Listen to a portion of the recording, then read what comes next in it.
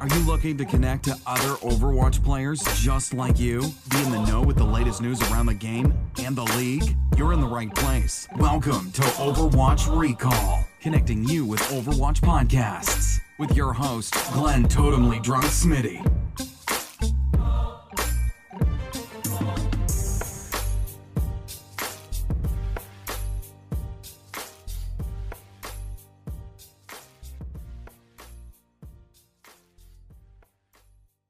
Welcome back to Overwatch Recall, connecting you with other Overwatch podcasters and content creators. I am your host, Glen Totemlydrunk Smiddy, and today I'm sitting down with a close friend of mine who has been, she's brought me on recently to a new podcast that she has been doing. That is none other than Malkarii, who has been doing On The Point, which is an Overwatch talk show. Malk, thank you so much for taking the time out of your schedule to sit down and talk a little bit about this passion project that you have going on and some of the stuff that you have on the horizon. I'm looking forward to it. Oh, glad to be here. I love trolling about Overwatch with you all the time. It's great to do it on a recorded mode. Yeah, well, if there's one thing that we don't have to worry about, it is me accidentally shutting down my computer. So there is that. Oh, it's going to be like this today. Got it. Write that note down. It's going to be one of those nights. So that being said, let's jump into it and learn a little bit more about you, not only as a gamer, but a content creator. So first, tell me a little bit about your Blizzard gaming background, because, well, like, I'm aware of it, but for our listeners, where did you start in regards to Blizzard gaming before Overwatch? So, like, I'm going to age myself here. Like, back in the day, I dabbled in, I think it was the original Warcraft games, like Warcraft 3, dabbled a bit, the original Diablo. But like the Blizzard game that really got my attention back in the day was StarCraft, when it was a new thing, just released. It was like the game to play at the time. And I don't remember my exact age at the time. I was probably like 10 or 11. And it was at the point in time where like it was common for a family to have a single computer, because computers were super expensive back then. And so there's one family computer that everyone shared. And I have 5 siblings, so I never get to use the computer during the day. So I would sneak onto the computer in the middle of the night to play me some StarCraft. I would get caught often, get grounded often, but I loved it. And it's actually the first game I've played online with other people. And of course, my parents at the time were like, you're too young to be playing with online strangers, which is funny. Like nowadays, like you're encouraged to do so with things like Uber, like don't get in cars with strange people and don't like.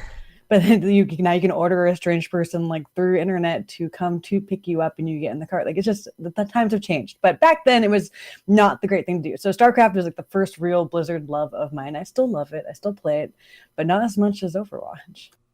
So with that being said, what was it about Overwatch that really piqued your interest into branching out a little bit to playing first-person shooters? So first-person shooters. I've growing up, I used to do the old-fashioned LAN parties where you would grab your computer tower, go over to a friend's house, set it up. It was a process, and we would play games like Unreal Tournament 2004, Counter-Strike, the original one, because, again, back when, like, CSGO wasn't even a thing yet. And honestly, I only played first-person shooters because, like, the people I was dating at the time, or my friends at the time, were into them, and I hung out with a primarily male crowd. Like, it was not normal at this point in time, at least within my area or my friend group, for a girl to be playing these games. But I would play them, and actually I had one boyfriend who got to the point where he refused to let me join him at his friend's LAN parties because I played better than him, and he didn't like that. Now, that being said, I'm not a great first-person shooter player, and like it was frustrating for me and difficult. So when Overwatch was first announced, and I read more information about it, like this game seemed more appealing to me, not just because it's a vibrant, more cartoony-esque looking game, but I like the fact that like you don't have to unlock the characters or pay for them. They're just all available to you. And there are such a wide variety of characters that really there's something for every type of person. Whereas the traditional first-person shooter games where you have like, the sniper, the person that runs around shooting people, like maybe something that's like a Healy type role, and like that was it. It was pretty basic, 3 or 4 roles, and that was it.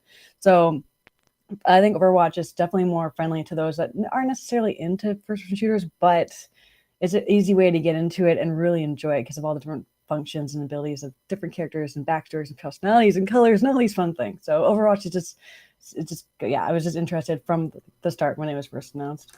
Yeah, it's really crazy just to think about how much non FPS gamers have been brought into Overwatch. Like, it's really bridged the gap and introduced a lot of people to FPS genre as a whole. And a lot of that just has to do not only with the diversity of the heroes in the game, but also just the fact that it kind of combines elements from other genres of games into that FPS environment. So it does kind of play like a MOBA because you have these ultimates, you have these distinct abilities that literally everyone in the game has. So there's really like something for everyone when it comes to playing Overwatch. So with that being said, like, were you one of the lucky few that got in the closed beta, or did you start after, when the game came out?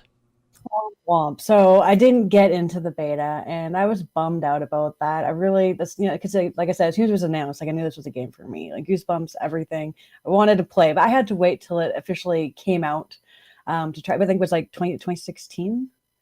Well, no, I was sorry. I was at BlizzCon 2015. I think they had something. I think there's a new hero. I've been to too many BlizzCons. There was something that was announced at BlizzCon 2015. I was physically there, and I did get to play a little bit of Overwatch while we were there. I forgot what it was that we played, but I think that was my first time actually diving in and playing a little bit of it, and I just fell in love with it more. But back to your question, I've officially started really getting into it and playing it when it was officially released. I think it was 2016 in May, sometime in May. And yeah, I've been playing pretty consistently since then. There's been a couple, like, few months breaks here and there, but it's been pretty much since it was first released. And now you've even branched out a little bit into more content creation. I know you do some streaming on Twitch, which from time to time you'll be doing Overwatch. But you recently started a new Overwatch. I don't know if I should say podcast because it's more of a talk show format. But it is available, in audio form. So technically it is a podcast. So why don't you tell me a little bit about the content that you were working on? Yeah, so when Overwatch was first announced, like I knew I've always been big into the idea of esports, and when Overwatch was announced and it became an esports, like I was just hooked. Like I want that to be my career. That's my dream. My goal is to work in some sort of something to do with Overwatch. So a company called Be Live approached me, inquiring if I would be interested in hosting an Overwatch talk show through with their platform on Twitch. And there was no question of should I do this, shouldn't I do this. Like the opportunity to actually be able to do something I love for a game I love. I'm really excited about this opportunity. So yeah, it's a talk show. It's a weekly thing, and I'm really excited to be working on it.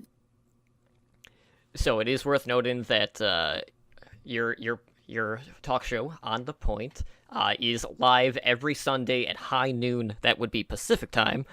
But you are kind of like partnered with Be Live, and not everyone might be familiar with the services that they provide. But this was kind of like a broadcasting type system that initially started through Facebook, and now they started to branch out a little bit more and have been introduced to like the Twitch market. So why don't you let our listeners know a little bit about the services that they do provide and like what sort of features you can expect to work with if you are going to be using Be Live. Absolutely, but first I want to correct you. It's live at high noon every Sunday. So instead of gotta say it right. But yeah, Be Live, as you mentioned, they originally started like Facebook Live is a thing. So they are.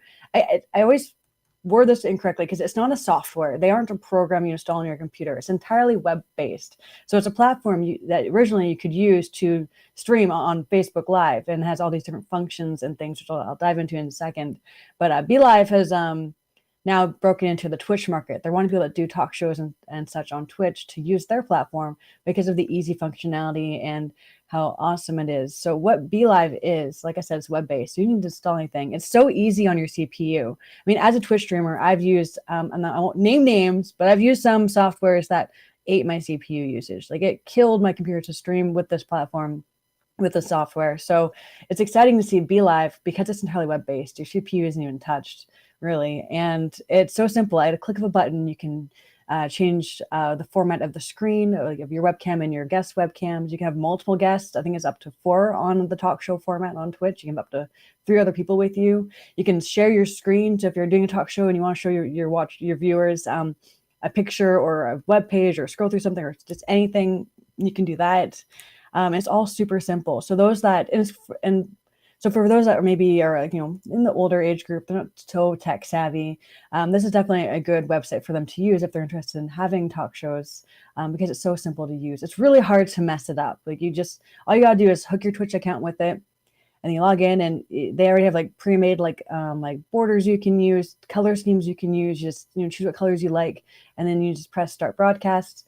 You add your webcam, and then just hit go live, and that's it. With less than a minute from hooking up your Twitch account to going live. And that's just the initial setup. From going forward after that, it's less than that. You just open up the web page and then click go live. So it's super simple.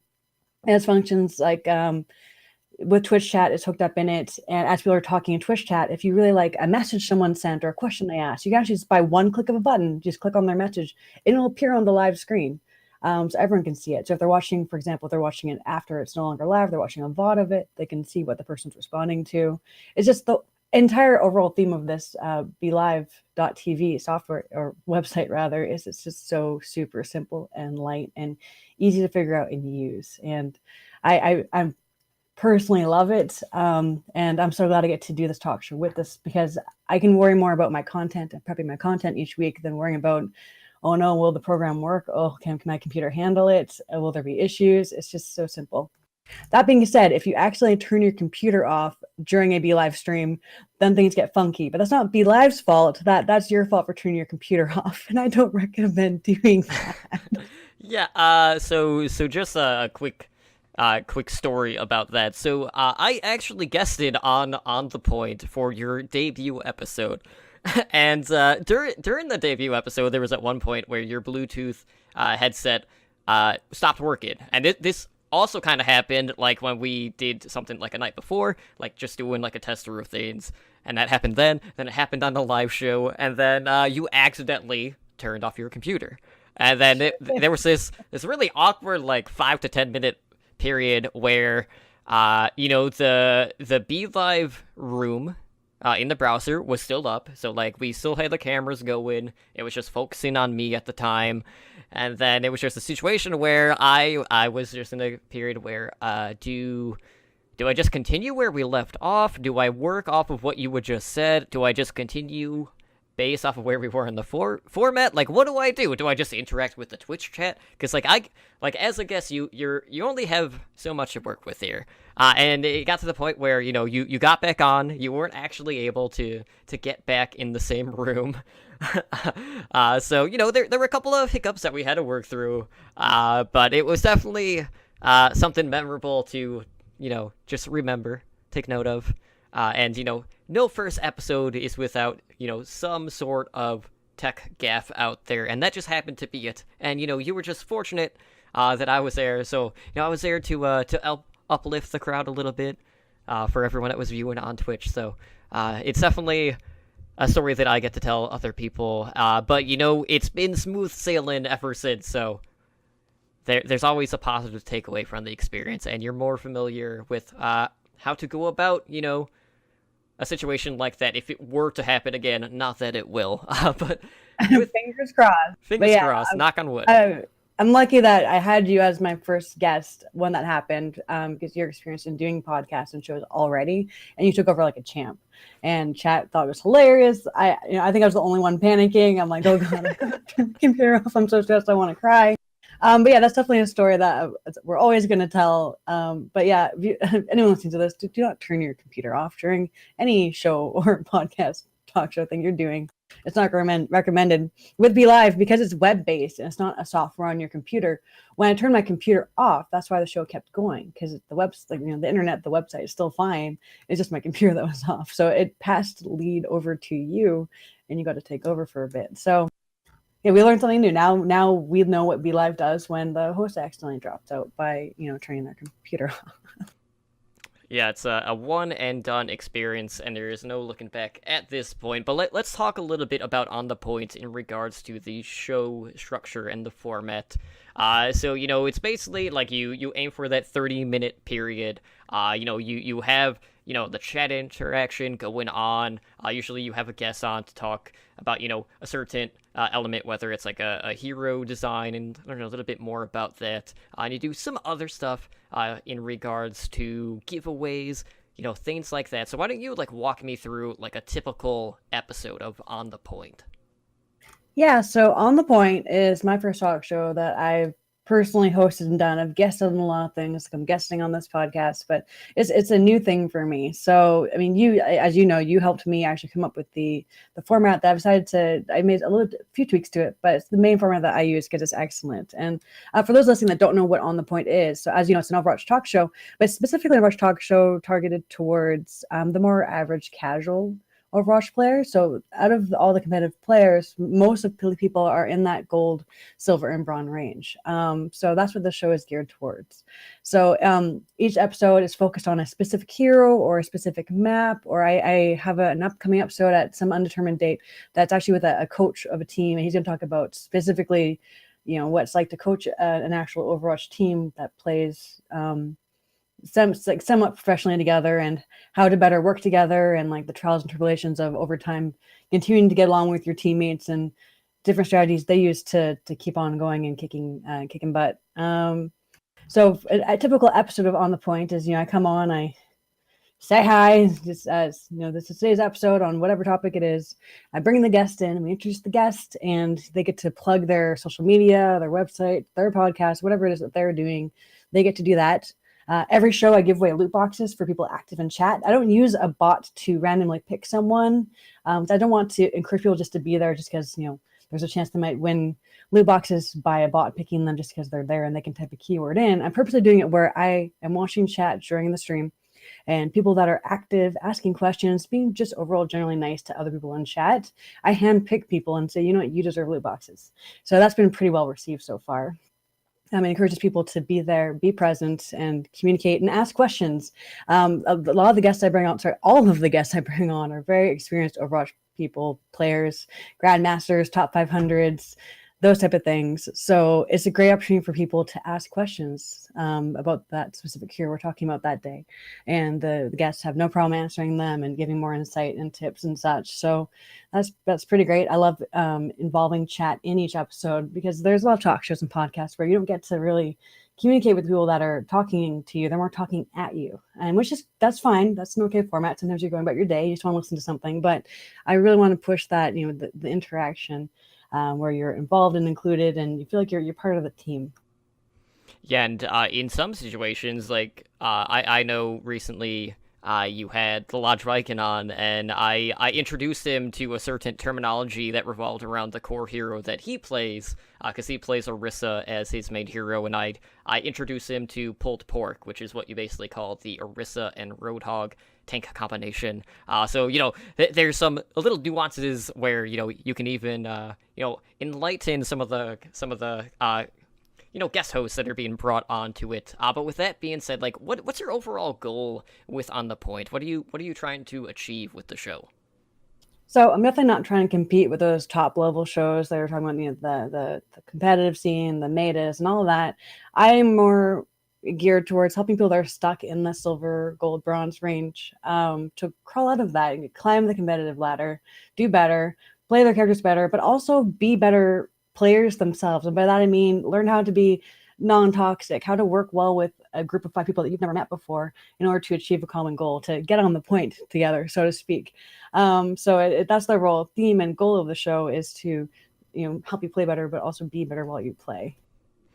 Absolutely. So, you do bring on a guest host every week. Are there any sort of, like, qualifications that you're looking for a guest? Like, I know, like, you already said, like, top 500, some really high-ranked players, and then you had me on, and I'm nowhere near that. So, is there, like, an underlying thing that you're looking for? Yeah, so it depends on the topic of that week. For example, this coach that I haven't set a date with him yet, but he'll be coming on. He himself actually doesn't really play. He focuses on his team that he coaches and like leads, and he more organizes them and helps them work together as a team And even though he's not a player, not a Grandmaster top 500, he's still knowledgeable about Overwatch as a whole and about how to play well together. So really, like my requirements are people that are familiar with the game. Like I had you on my first episode because sure, you yourself are not a top 500 or a Grandmaster, but you are like Overwatch is your life. You're super knowledgeable about it, and you're able to hold a conversation about it. Now, I'm not going to bring on, for example, a bronze player that has no idea what they're doing, because I don't think that would bring a lot of value to people that want to play better and learn how to play characters better. They wouldn't, bronze player that's stuck in bronze because they don't play as well as they could wouldn't really offer much for an audience that's trying to also improve. That being said, I don't want to like exclude them. Like I said, this is a brand new show. 3 episodes in so far at this point. So I'm still learning the groove of it, but yeah, I definitely don't want to exclude anybody, but I want the show to have value. So people that are Grandmasters, top 500, just experienced people, that's the goal, but there's no set like hard line like requirements. It's case by case basis.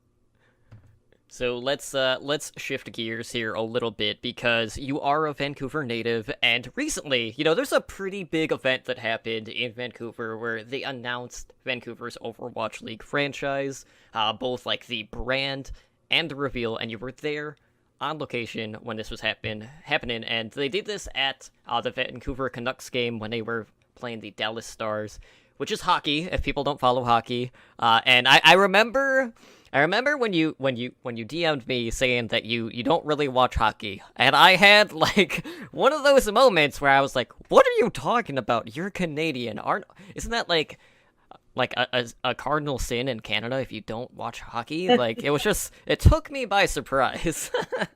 I'm not a fan of hockey. Like that being said, when I was in high school, I would play floor hockey, and basically any sport that involves a goalie, I'm an excellent goalie. But I think my dislike for hockey more stems from my family being huge hockey fans, and as a kid, I would be forced to sit on the couch with the family and watch the hockey game, and I don't get along with my family, so it wasn't an enjoyable experience for me. So what I would do, my strategy was to purposely cheer for the team that they weren't cheering for, and eventually they stopped forcing me to watch it with them. But like I've been more into video games my whole life, and like fantasy books, that's my life. So watching a sports thing, it just wasn't really my jam. So I'm not really into hockey. I don't really follow the sports ball that is hockey. It's just not my thing. And whenever I say that to a fellow Vancouverite, they give me the same reaction, like, "What? You don't like hockey? Are you crazy? That's not normal. That's weird." And I'll just, yeah, I'm pretty weird. Well, you know what, Melk? You get to have the final laugh in the matter, because at the end of the day, the Overwatch League is already more popular than the NHL, so you can just drop that knowledge on them. Yeah, stop it. And it's funny Mom, because look at me now. it's funny too, because like when you talk about like general sports fans, and I don't want to generalize all sports fans, but this is something that's pretty common. A lot of sports fans just kind of scoff at esports. Like, they don't really see the value there. And, it's worth noting that you have a lot of these traditional sports franchises that are heavily invested in the Overwatch League or just other esports, whether it's like the NBA 2K League, whether it is the Vancouver Canucks, who are basically like the back end of the Vancouver Overwatch League team. That's also why they did it at the Canucks game. Like, they're, like, where there's smoke, there's fire. And, like, these two things are, like, exactly, they're related to one another. And, esports is continuing to grow to the point where it could come to a point where esports is more popular just across the board than traditional sports. But with that being said, you were actually there for the Vancouver reveal. They had kind of like a meet and greet. I think they were doing it at like one of the bars at the actual arena. But I want to get your thoughts on the actual reaction to the reveal, since you were there on hand. So what was the atmosphere like at the arena? Oh, it was buzzing. I was lucky enough to be in the VIP section. Boyfriend bought some tickets for my early Christmas present because he knew I was really big into the team and he was very interested as well. So the VIP section was limited to 50 people max. We were on like up like a section of the bar when we had space, we had seats to sit down, we got free food, popcorn, and that was great. It was just cool, like sitting back, feeling like you were important.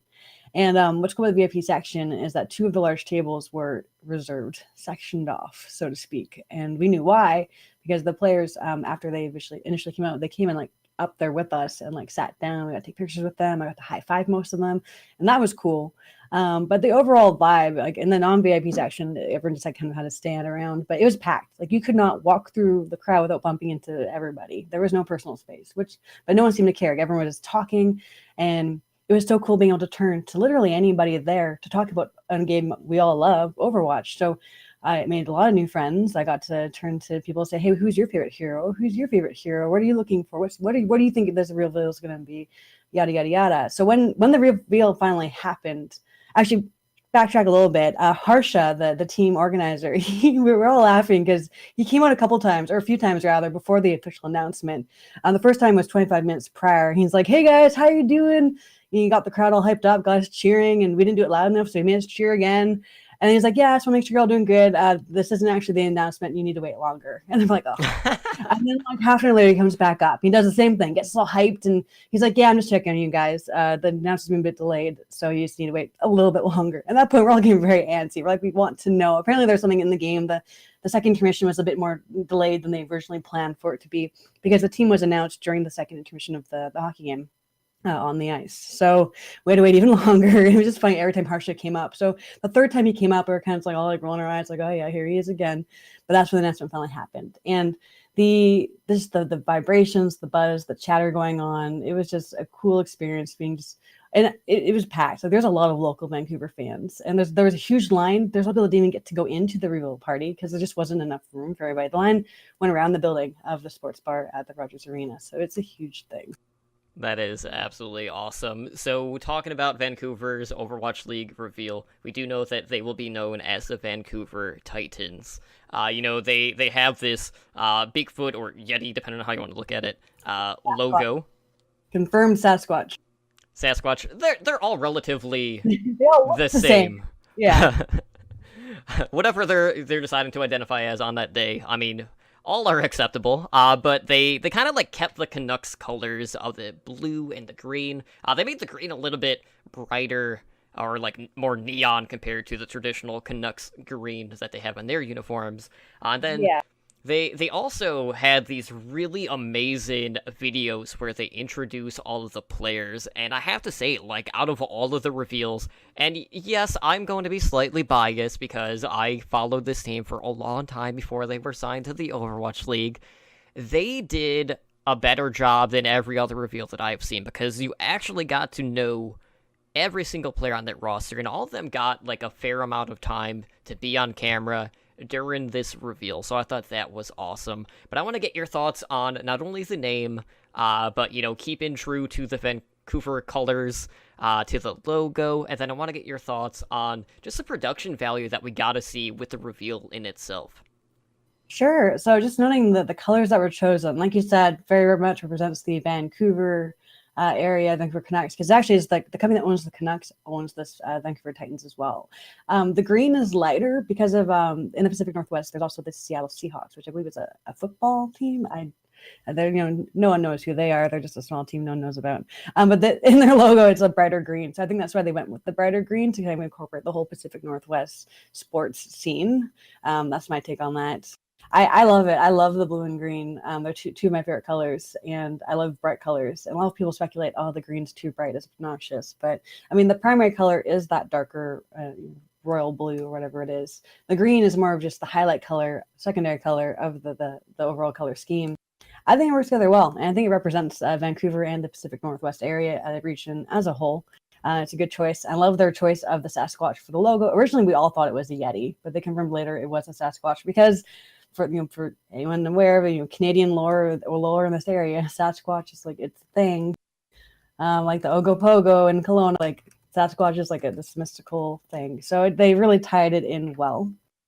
And then as far as the actual reveal in the video, I agree with you. Like, it's definitely one of the best. And I think the reason why it's one of the best is because Vancouver is heckin' gorgeous. I mean, our license plates in this area, just as British Columbia as a whole, is beautiful British Columbia, and that's for a good reason. It's a beautiful area. I love how they brought the players in. You see them physically walking around, and like me living in Vancouver, I recognized all of the areas that they were walking around in that video, and it just really felt like home. Like they're here in my home, they're my team. And I could tell everyone else felt the same way. Like the vibrations and like the chatter and the laughing during this introduction video was wonderful. The logo's badass. The way they brought it in was really cool, and I loved the how they incorporated each and every team member with the interview. And I think the reason why it felt so good is because it's Runaway, plus Repel, but like the players all know each other very well. So when they're talking to each other and they're on screen, like they get to laugh, make fun of each other because they already know each other so well. And like they said themselves, like they feel like it's their family. That there's the father, the sons, all that. Like it just felt good, and everyone in this reveal party, laughed along with them, laughed along with the jokes, all in unison. No one was disappointed by this, so they did such a good job. Yeah, and, just speaking of that family, you also had the team mom there that has been with Runaway since the very beginning, that being Flowervin. Runner was also a very big part of Runaway.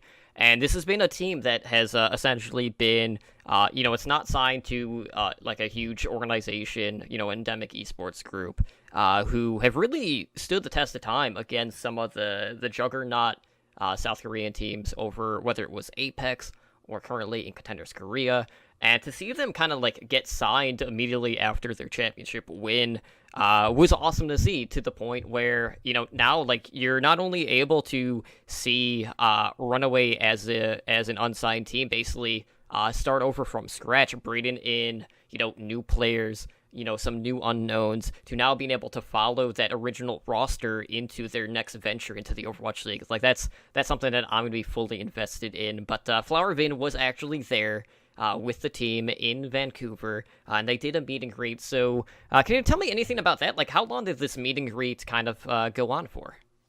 So the plan they originally had went to the wayside for who knows what reason. They originally had a plan where the VIPs would have, they would be able to take pictures, but also that some of the players would be doing some autographs on things. They didn't actually get to the autograph stage of the event, so there were a lot of pictures.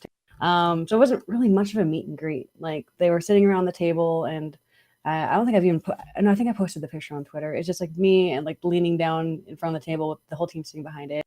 So then there wasn't really any meet and greet aspect of it, and people were quite disappointed by that because it was implied in the event, like Eventbrite event thing, that there would be more interaction with the players. All right, well, with that being said, at the venue there, they also had like the first look at Titans merchandise. So what exactly did they have on hand that you would be able to take home? Yeah, so the typical, the shirts, both in blue and green, hoodies, like zip ups, water bottles, stress balls, stickers, wristbands, pop sockets for your phone, all those those typical. Actually, I'm surprised there's no hats. Like there was no, toques, as we call them up here in Vancouver. There was no hats, which was weird. It being winter, and there was no scarves either, which also weird, it being winter. But the typical. Shirts, sweaters, and such. Some nice Lululemon zip-up hoodie things, which were way expensive. The most popular item that sold out immediately, I couldn't get one because I didn't get to the booth in time, was the exact jackets the team were wearing during the reveal. Those blue zip-up things with the logo and all that. Those sold out immediately. So yeah, just typical regular merchandise sold out really quick. They definitely didn't stock enough. I don't think they're expecting much of a turnout. I'm not sure. But now a lot of the stuff is still available on the official Canucks merchandise site. I think it's called vanbase.com.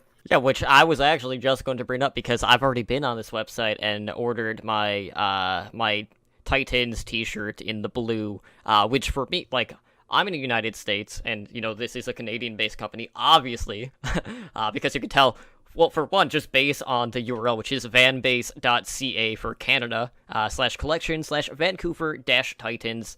You can get all your Titans gear there for now until, more stuff is available on the gear store. But for me, a t-shirt was $31 USD, which does include the shipping cost, which I was happy to spend. So I was just surprised to see that some merchandise was already made available to just the general public, because I wasn't just not expecting that. I was just assuming that at the reveal party, that would have been the first scene, the first wave, and then it would just kind of go on from there, where there would be like maybe a little bit of a wait-in period, but that was not actually the case. So I cannot wait to support the team. So the other main thing that I definitely want to know is this roster primarily revolves around Runaway. Now, is this a team that you had been kind of following in the competitive Overwatch scene before they came to Vancouver as the Titans? So not exactly. Like I knew the name Runaway because they made some noise in the Overwatch competitive scene. Like they were known. But I didn't make an effort or a point of rather watching what they were about, watching their games, their matches. I honestly didn't. But I knew that they were a community favorite. I regret not paying more attention to them because now they're my team. I have to love them by association. But I'm so glad, that once it was officially, well, even when it was leaked that it might be Runaway, I started looking into them, and I've heard about Runaway by you because you're a huge Runaway fan, obviously. I started looking into them more and becoming more familiar with the players, and now that I have done that, I'm even more excited because they know what they're about, and I think they will do well. I think they really have an upper hand on a lot of these other newer teams because they've already been working together so long. They know each other's quirks, strengths, weaknesses. Other than getting repelled like up to par with the rest of the team, like they're going to be definitely a strong contender. And you also have to factor in the fact that a lot of these teams and players, a lot of these core rosters that teams have built around are also from Korea. So there's a lot of familiarness when it comes to Runaway going up against a lot of the talent that are already in the Overwatch League. And kind of like going back to, to Season 1. Like, coming into Season 1, if you look at the teams that performed very well at the start of the season, you had New York Excelsior and London Spitfire, who both were basically full rosters of set teams. And now you have Vancouver coming into Season 2 with kind of like the same feeling. So it's definitely going to be something to keep an eye on in regards to how they do. But, there was an incident that kind of happened in regards to social media, which, if you've listened to my podcast at this point, you've probably already heard me tell this story, but I want to hear it straight from the horse's mouth, because, you do frequently wear horse masks. I don't know if you're wearing one right now during the interview, but you had kind of this box of shame moment, as I dubbed it in GIF form to you in DMs. So why don't you tell me exactly what happened with that?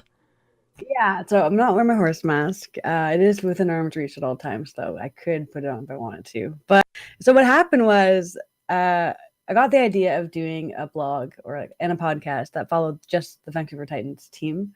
And so like a day or two before the event, I was sitting on Twitter just wanting to like save some handles. Like there was a leak that they might be called the Titans. So I figured, I'll save a handle just to maybe in case they are the Titans, I'll have it ready to go and I can start my site up sooner.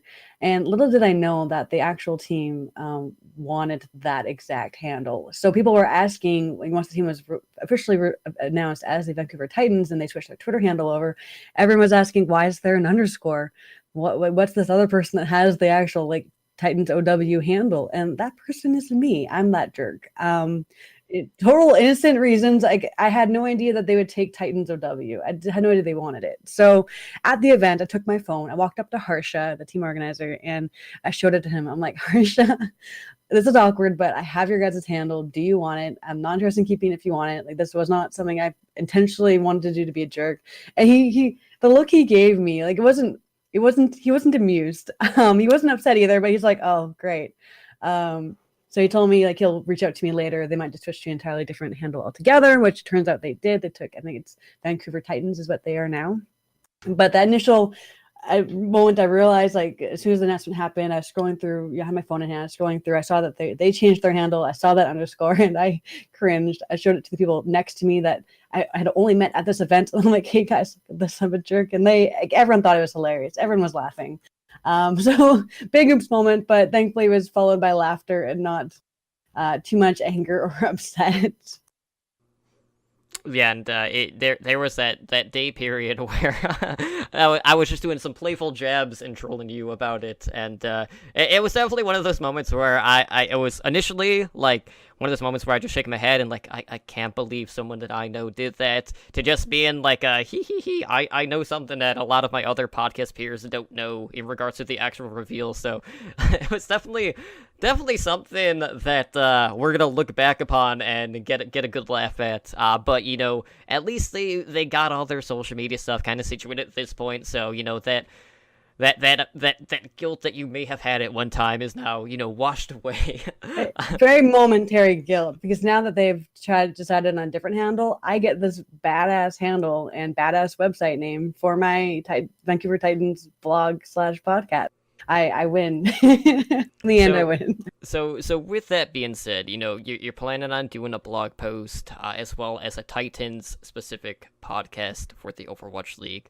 What are you exactly looking to do with it? Are you basically just looking to maybe highlight certain plays with some of the players each week? Are you going to do maybe some bios of players? Just talk about the Titans week in review, things like that.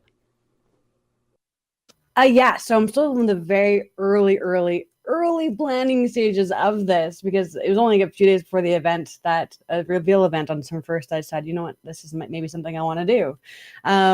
So what our plans for this, it's going to be a blog, there's going to be written content, but we also want to do a podcast as well for that, the audio aspect as well. And what we want to do is just follow everything the team is doing, and also keep an eye on the other teams in the Overwatch League as well. So we're going to be keeping track of stats, wins and losses, where people are ranking in the season once it starts. We're going to have in-depth bios on each of the it's not characters, but each of the players on the Vancouver Titans team and anything going on with them. So you kind of get the backstory into those people and their, with Runaway and anything that happens with them, or any information about that we'll have on the page. Yeah, basically, if you are a Vancouver Titans fan and you want to know what's going on with the team, this would be the website to go to, because we will plan on having everything you need to know about the Vancouver Titans. So to kind of wrap things up with the interview portion, something that the community has been talking about is homegrown talent when it comes to competitive Overwatch. This was kind of sparked in Season 1 when you had, the London Spitfire, who basically took two very successful teams out of Contenders Korea, which at the time were Kontu Panthera and GC Busan, who had just won basically Apex in their first qualification, which had never been done in Korean esports history, which was a huge deal. Do you feel like the lack of homegrown talent or, Canadian talent on Vancouver makes maybe the general public a little less interested in what the team is actually doing, or do people not really care about who's on the team? So, I mean, this can be said for any traditional sports team as well. There's players from all over the world. If a team is representing, X city, the chance of actually anyone being from that actual city being on the team is very slim. That's just the norm. So people giving too much flack on, oh, none of these players are from the hometown, so we don't want to support this, it would be kind of hypocritical if they do follow any of traditional sports. That being said, Vancouver is a very multicultural place. We have people from all very diverse backgrounds and whatnot living here. So I think it's just we have a huge Asian community as well. So I really think, as far as Vancouver goes, that people in the town won't be too against the fact that all of the players are from South Korea. It's not going to be a huge sore point. That being said, I really hope, just for esports in general as a whole going forward, that there will be more non-Korean and non-Asian talent brought into the official Overwatch League. I think, I don't know how to word this without sounding awful. I'll try my best, but people in South Korea or China, they're just stereotypically known for being better at games than everyone else, just because of cultural reasons. If they're able to focus better, learn better, that's just how they're raised, type thing. So I really hope now that esports are becoming a bigger and bigger thing, that other cultures follow suit. Me growing up, when I was playing video games too much, I would get in trouble. No matter how good or bad I was at them, I would get in trouble. Whereas in their culture, they would be more encouraged, because they knew, and their families knew and understood, oh yeah, you could make a living off of this. So I really hope everyone else in the world kind of follows suit with that and realize, oh, if my kid wants to play video games and that's what he wants to do for his job, then go for it, son. I believe in you. You can do it. Yeah. To kind of wrap things up there. To kind of bring you forward, at least in regards to future plans, what I can tell you is next year for Overwatch Contenders, which is, part of the path to pro, basically the what would consider to be the minor leagues. Contenders Season 1 2019 is introducing soft region lock-in. So the details are already up, but that's basically going to make sure that teams are incorporating having, basically people from within that country. They're gonna make sure like that's more of a stable thing as opposed to just having a full Korean roster, at least at the contenders level. So who knows? Like maybe down the road that is gonna be something that they could incorporate all the way up the path to pro through the Overwatch League. So at least we're starting to see at least signs of that. It's just a matter of how far they're actually willing to push that. Yeah, I hope they do. I really hope they push. Well, now that that's out of the way, Malk, there are a number of different ways where people can find not only yourself, but on the point. So why don't you let everyone know, where they can find you on social media, shill the Twitch channel that you'll be live on every Sunday. Yeah, so currently there's talk of it. This might be switching, but for now, as we are right now, the On to the Point talk show is on the Twitch channel called Be Live Official. All one word, Be Live Official, and that's where it is every Sunday at noon Pacific time. Hi. As far as finding me in other places, I'm on Twitter as Malkarii _ because someone stole my name. And then as far as websites, I guess this will be my first time ever plugging my Vancouver Titans websites, but it's titansow.com. And same with the Twitter handle for that is titansow as well. So that's a way you can also get in touch with more Vancouver Titans news and information. And you and I will probably have more on that to come in regards to details. But with that being said, Milk, thank you so much again for sitting down and chatting with me about your new venture into the talk show scene with On The Point. Again, it has always been a pleasure. Absolutely. Thank you so much for having me on. I really appreciate it. Thanks so much for listening to this episode of Overwatch Recall with Glen, Totemlydrunk, Smiddy. For more great content and to stay up to date, visit OWLNshow.com and on Twitter at OWRecall. We'll catch you next time.